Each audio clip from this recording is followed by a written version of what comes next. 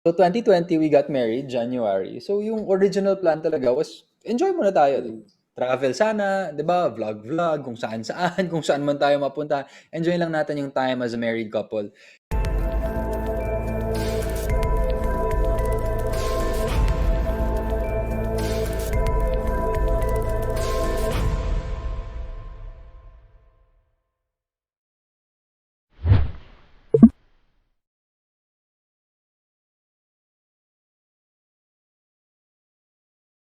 Nandyan pa rin naman kasi may lugar na kami dun sa SUBIC. So waiting na lang yun. Pero there's no rush kasi kami naman ni Megan, I know we said na we want to move there. Pero I think if you watch the vlogs and I know now that you watch the podcast, very spontaneous kami. So when we make a decision, that doesn't mean na final yun na kung may nagbago, hindi na namin pwedeng palitan yung decision namin.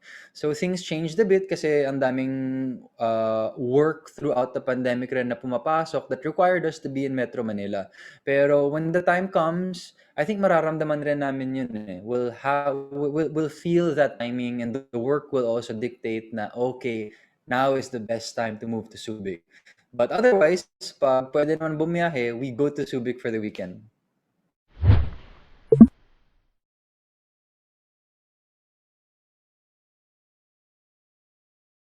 Well, I'm sure it seems that way kasi syempre magkasama kami sa condo and hindi naman sobrang laki yung condo namin. We're always together. So, natural lang talaga na nangyayari na kahit nag-shoot ako, biglang nasa background ko nagwawali si asawa.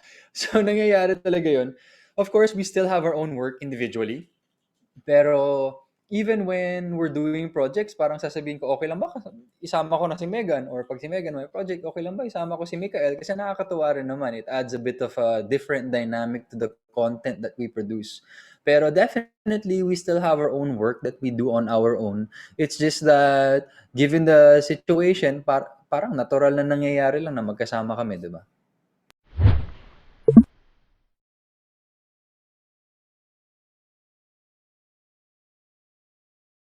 Oo, actually, very open naman kami dito. So 2020, we got married, January. So yung original plan talaga was, enjoy muna tayo. Travel sana, di ba? Vlog-vlog, kung saan-saan, kung saan man tayo mapunta. Enjoy lang natin yung time as a married couple. And then, of course, the pandemic hit. So naisip namin, okay, medyo mahirap yata ito, nakakatakot pumuntang ospital at this time. So we decided na, okay, 2021, wag muna. So, and then yung pagpaplano namin year on year. So 2022, wala pa kaming plano. I guess we'll discuss that maybe pag November, December na. So 2021, we're still just focusing, I guess, on work kasi malaking transition period to for everyone. I mean, kahit kayo, people of the media and of the press, you've also had your own transitions. So naisip namin na sige, wag natin isabay-sabay kung kaya naman. We are able to plan things well naman. So maybe 2022, no promises yet. We'll let you know. Pag nag-usap tayo, balitaan kita.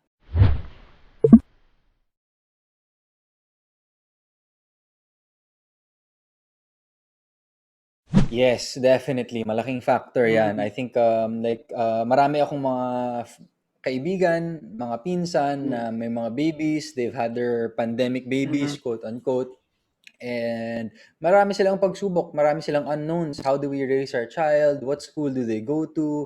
Homeschooling dati parang niche market lang siya. Ngayon parang 50-50 na to. Homeschool ba to? Or dito na lang sa regular school na pinupuntahan dati.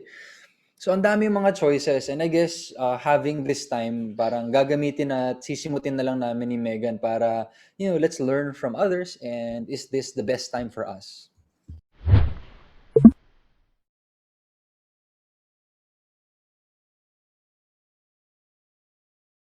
Okay, so ito yung status. So at first, akala namin na pwede na kaming lumipat ng Subic. May lugar na kami doon. Pero alam mo naman kami ni Megan, very spontaneous kami, very fluid. Biglang nagkaroon ng work and we found it best na mas magagawa natin yung work na maayos kung dito tayo sa Metro Manila. So naisip namin, okay, hindi naman natin kailangan sabihin na dahil nagdesisyon tayo, doon na tayo pupunta, di ba? So the best move was to stay here in Metro Manila. And then pag mas maluwag na yung mga quarantine rules, we go to Subic. Maybe for the day, for the weekend lang. So in the meantime, Metro Manila kami. So, pero meron na kayong bahay sa Subic. May lugar na kami doon, thankfully. Kasi akala talaga namin nalilipat na kami. Okay. Tapos ngayon sa Manila, doon pa rin kayo sa dating nyo or you have a new Dito condo? pa rin kami sa dating lugar. Of course, it looks a bit different kasi parang may mini studio na kami dito para sa mga work namin.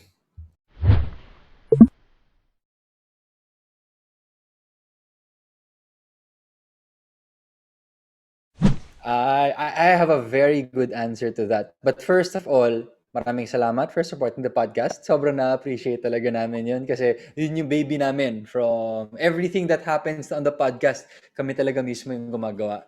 So, okay, now to the question. Sa totoo lang naman, si Megan, yung personality niya is more emotional talaga. And ako, yung personality ko, natural na mas practical ako. At yun yung nakakatuwa sa podcast namin. At least one of the things na observation namin is that here, huwag mo lang muna natin sabihin na Mikael and Megan. You have one person who's a couple and emotional siya. Tapos may pinag-uusapan silang topic, yung kausap niya, practical.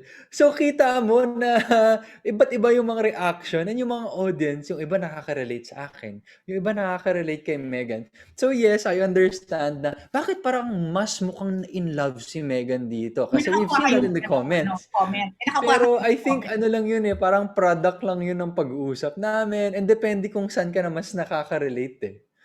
So, yeah, I think yun nga yung reason ng success. One of the reasons for success ng podcast namin dahil ibang personality talaga kami at ngayon nakikita nila na, okay, sobrang cool ng couple na to na sobrang kitang-kita mo yung pagkakaiba nila. Pero wala lang, usap lang sila, chill, usapan natin tong topic na to.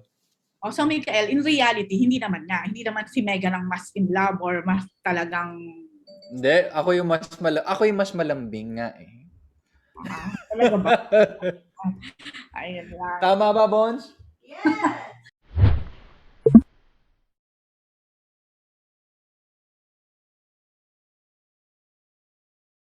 I think very valid po yung naging observation nyo. Pero in my case, yung nakakita ko, hindi naman sa blessing yung pandemic because the Doon sa ibang pandemic is a very difficult situation. I think yung nagiging blessing dito is yung attitude namin as a couple. Kasi alam naman natin, lahat ng mga couple, iba't iba yung chemistry nila, iba-iba yung profile at personality ng pagkatao nila as a couple.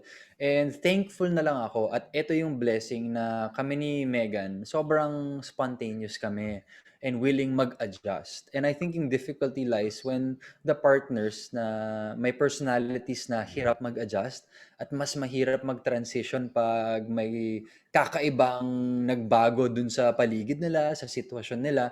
So natural naman yun and biggest blessing lang talaga for us is, okay, kulang tayo. Whatever's there, adjust tayo. Pag-usapan natin. So that would be the blessing that I would see here.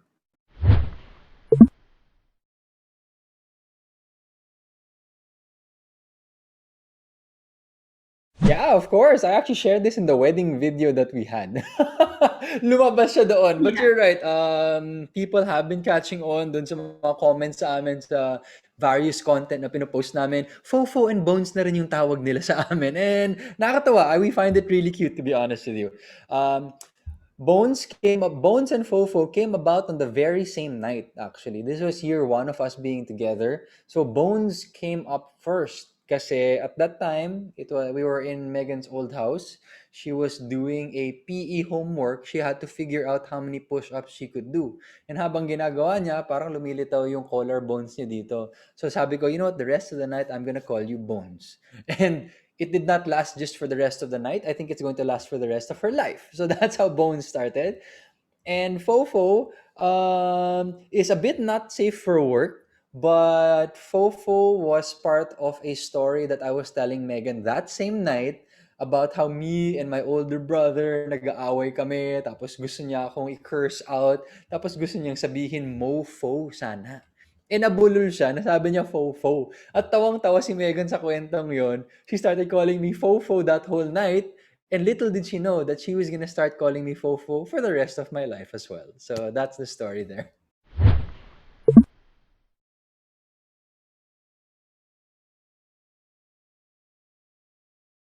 Yes, we do love anime. You're asking me for my number one anime. Pwede natin pag-usapan to for hours, to be honest with you. One thing I'll say though, right now we're watching Marvel What If. It's the animated series of Marvel and the multiverse that started out. Really, really good. So that's a suggestion I can give to everyone right now. In terms of number one anime, dati kami ni Bones, pinag-uusapan namin lagi, what is the number one anime? And usually, what comes out somewhat on top is Hunter x Hunter. My Hero Academia is definitely there. We absolutely love Fairy Tail. Demon Slayer was also really, really good. Pero in terms of overall, grabe yung Hunter x Hunter eh. Yung Hunter x Hunter. Yes. What do you think? Ikaw? It was great, but syempre Titan. Attack on Titan! Attack Yeah. on Titan! Yeah. What Yeah! do you love about Definitely. Hunter x Hunter? Definitely. Attack on Titan, especially when you've watched that first season, iba. Iba. Iba yung tama ng Attack on Titan. Have to agree.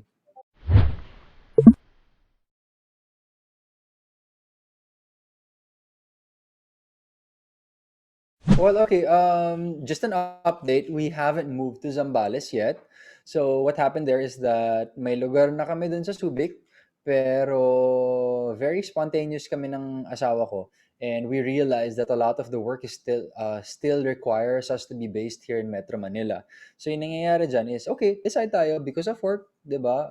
We have to be grateful for the opportunities that come our way. Let's stay here in Metro Manila. And when we have time, maybe for a day, over the weekend, we go to Subic when quarantine rules allow for it. Although I can already answer your question, why would it be amazing to move to Subic? Kasi long-term goal, when timing allows for it, lilipat talaga kami. Like, in a heartbeat. So, couple of things that I noticed. First off is, I guess, yung quality of life. Quality of life there is very, very different. You don't have to go through EDSA and through traffic. And sa totoo lang, spending 2 hours of your day, literally almost 10% of your life, diba, in traffic, sayang naman. I mean, you can do so much with that. How many anime episodes can you watch? Diba? So One season. in the comforts of your own home. So that's one thing. And the second thing is, I guess, variety. Variety is the spice of life. And we've lived in Metro Manila most of our lives. To try it out in the province will definitely have its pros and cons, pero just the newness of it, yung pagiging kakaiba niya, I think will be such a good memory and moment and experience for us.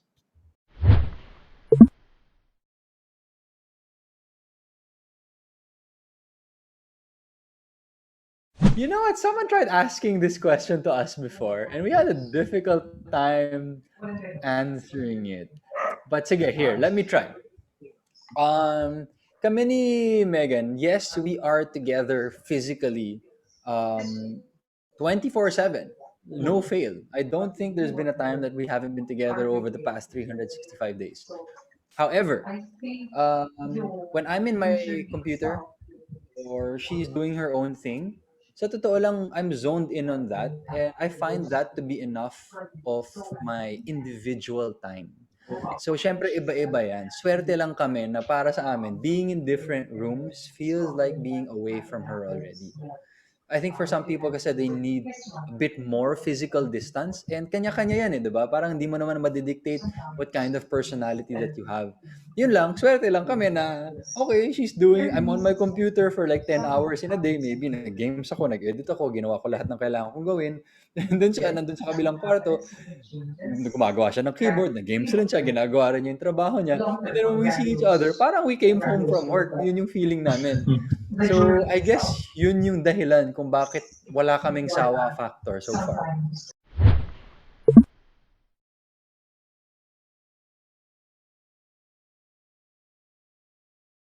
Oo naman, definitely. Parang, kung may ginagawa kaming project, joint project together, nag-shoot na ako, hindi pala niya inedit, usapan namin mag-edit siya. Or vice versa. 'Di ba? May ginagawa na siya, ako naman yung pasaway. But I think one strength that we've had is really communication and being honest.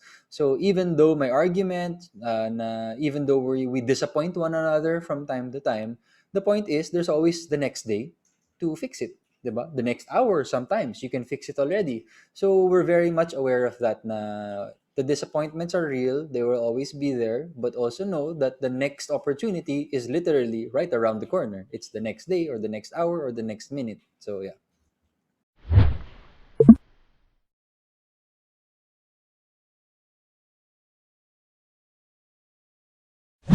Well, hindi naman sadya na nagpapakasimple lang kami. I don't think that's ever been a reason for why we do what we do. I think it's just a matter of knowing what makes you happy. Parang for some people, there are certain things and certain items that make them happy, and of course, we respect that. That's okay. Every person is different. It's just that para sa amin ni Bones, very aware din kami what makes us happy. Sa totoo lang, gawan ko siya ng kape, gawan niya ako ng kape sa umaga. Yes! All right! One win in the bag for today. And then, I guess, referring to what you said, during her birthday, masarap naman ang mahal na steak. In fairness, kaya siya mahal kasi masarap siya. Pero sobrang sarap ng pagkain dun sa gubat. Promise. So, depende rin yun eh, diba? What really makes you happy? Is it the food that you're eating or is it the price that you're paying?